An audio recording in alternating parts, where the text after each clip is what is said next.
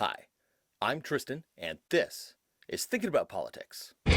So today, maybe we're not thinking about politics so much. Maybe I'm really thinking about the news, because I saw a CNN clip that I think has just broken my mind. So here's the clip here. See what Zelensky said when asked about strike in Russia. So for those who are maybe living under a rock or watching this many years in the future where peace reigns supreme, the Russian Federation has attacked the sovereign nation of Ukraine in order to try to control their foreign policy and potentially annex portions of their country. Who knows? Who knows what they're trying to do. 2 Ukrainian helicopters are reported to have flown into Russian territory at low altitude and launched an attack on a fuel depot. The Russians say that this was a civilian target, but the Ukrainians, of course, say that this was a military depot. This was supplying the military effort into Ukraine. So that's the wind-up here. And before we even go in, let's look at the facts on the table. There's a report of 2 helicopters flying into Russian territory and launching an attack. There's one of 2 options here. Either the military of Ukraine has a strategy in place and launched an attack on a Russian target, or somebody on the ground in the area had the bright idea to take those 2 helicopters and take a little initiative. Those are the 2 options, right? So it's CNN talking to this guy. Dude, look, I'm not up on the extended CNN universe cast of characters. I'm not really sure who this person is. There's no name. They don't introduce him in the clip, so it's just this guy. And let's hear what this guy thinks about things. President Zelensky speaking out for the first time about the attack inside of Russia. What are we learning? Well, yeah, he's saying a lot by not saying a lot. Saying a lot by not saying a lot. Well, I can't wait to hear what him not saying says. He was asked specifically if he ordered that strike on a fuel depot on Russian territory just across the border from Ukraine. And this was his answer, what he said. I do not discuss any of my orders as commander-in-chief. Well, yeah, that's just the responsible thing to do. So Volodymyr Zelensky is neither confirming nor denying, just like everybody else. But he's saying a lot by not saying a lot, so I wonder what this guy thinks that he's saying. So this has been consistent from Ukrainian officials, from the president all the way down to the foreign minister, neither confirming nor denying that Ukraine was responsible for that attack. And that in itself says a lot. Like what? Also notable that at the end there, he talked about how there were missile systems being placed on that territory around that fuel depot, which would make it a legitimate military target. All right, it's from a fuel depot now to a nuclear plant, Chernobyl. No, wait. You can't just go talk about it. Says a lot. What does it say? You're the news. Are you just leaving me to my own devices? I think it says they didn't launch the attack, or they didn't order it, because the Ukrainian military has been pretty much bragging about every single victory that they've had. Seems like this is the sort of thing they might brag about, unless there's some escalation worry, which hey, maybe there is, and maybe I'm wrong, 'cause I'm really no expert. So you're the news. News me. Tell me what it means. Give me a little analysis here. But we don't get this from Don Lemmon's friend. I still don't know who this is. Ukrainian officials warning that Russian soldiers may have been exposed to a high level of radiation at Chernobyl. Yeah, we talked about this last night. There were some reports that the Russian soldiers who occupied the Chernobyl nuclear plant, the site of the world's worst nuclear disaster, they may have been digging trenches.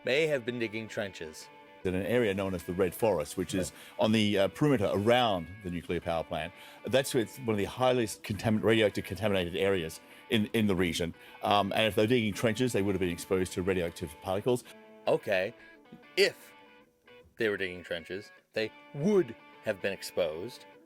But were they? Also, we're now hearing from the state-owned company which is responsible for Chernobyl that they believe that the Russian soldiers were driving heavily armored vehicles on the grounds outside the nuclear power plant. That kicked up a lot of dust. They believe they were driving heavily armored vehicles that kicked up dust. Okay, who's taking bets that this guy's not going to tell us why people believe that? And in turn kicked up a lot of radioactive particles as well. Presumably, the Russian soldiers would have inhaled those particles, and if there's a high level of exposure to radioactivity, it affects the organs, it affects bone marrow, can ultimately be fatal. What are you talking about, man? You haven't even established that this actually happened. That's like saying, like, if a meteor strikes Earth, it will be catastrophic for the Russian side, especially if it hits in Moscow. However, if that meteor strikes in Washington, D.C., it's better for them. So we really got to wonder where a meteor might strike. What are we doing here?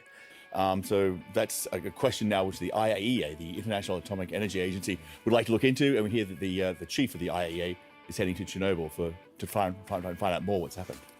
After all that, the real piece of news from Don Lemon's friend is that the head of the IAEA, the International Atomic Energy Commission, is looking to go on site to gain more information. That's the story. Somebody's going and conducting an investigation. And this is reported all out that, like, if, there was radioactive dust in the air and they inhaled it, well, it could be fatal.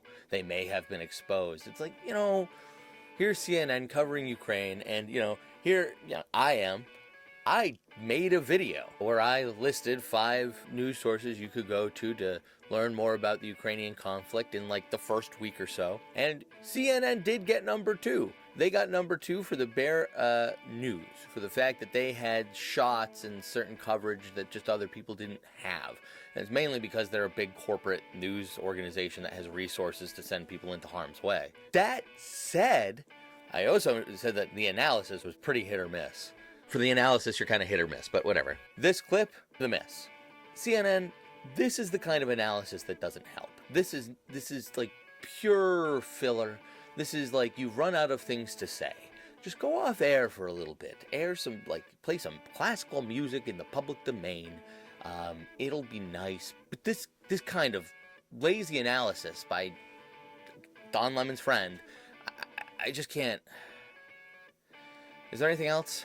John, we thank you for your report. John, or was it Don? What did he say? John. It's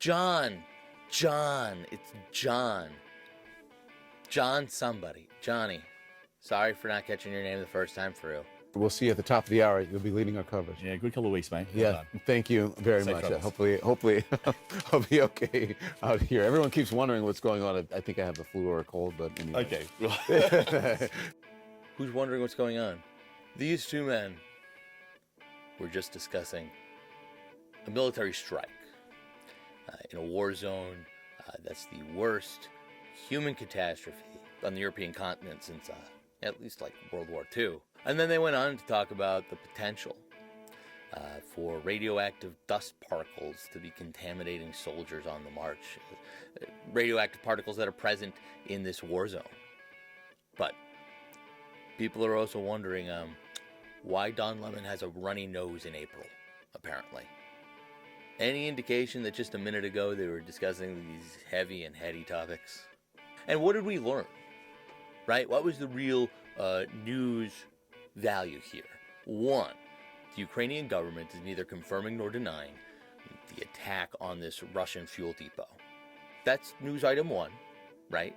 And news item 2 is that the head of the IAEA is going to go to Chernobyl to investigate reports that there were soldiers who were exposed in some form or fashion to radioactive particles. Also, Don Lemon might have a cold. Also, Don Lemon's friend is John. I don't know who his last name is. So, CNN, again, I gave you the number 2 spot last week for the bare news coverage about what's been going on in Ukraine, at least for the first week. But enough time has passed that your Don Lemons have made it all the way to Ukraine, and your coverage is starting to suffer for it. Don Lemon does not need to be in Ukraine to have a chit-chat with John here. Get him home. Don't go on scene as some rating boost. I'm not even asking you to stay away from clickbaity content. I'm just asking you to have some sense. There's people dying. I think the news requires that gravity a little bit, at least here. Save the cutesy stuff for the human interest stories, huh? Anyway, that'll be it for me. You've been great. Hope to see you again next time. But until then, I ain't got time Thinkin. to kiss you now. I'm busy with this mule.